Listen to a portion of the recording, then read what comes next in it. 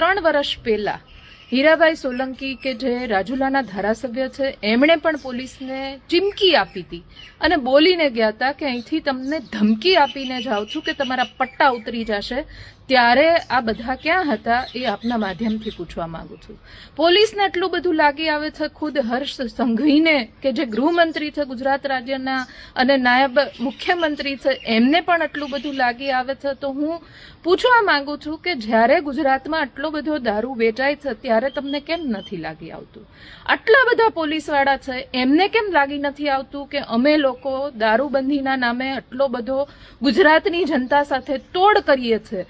ત્યારે તમને કેમ નથી લાગી આવતું એ આપના માધ્યમથી પૂછું છું. તમે જે વિરોધ કરાવો છો, જ્યારે આમ આદમી પાર્ટી હોય, કોંગ્રેસ પાર્ટી હોય, વિપક્ષના નેતાઓ હોય એ સવાલ પૂછે ત્યારે તમામ લોકોને કે જે ભારતીય જનતા પાર્ટી સાથે જોડાયેલા છે, જે સરકારી તંત્ર સાથે જોડાયેલા છે, ત્યારે તમને લાગી આવે છે.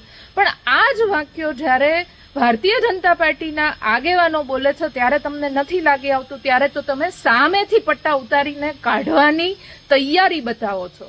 આ તમારી નપુસંકતા સાબિત કરી આપે છે કે તમને સાચું સાંભળવું પોસાતું નથી.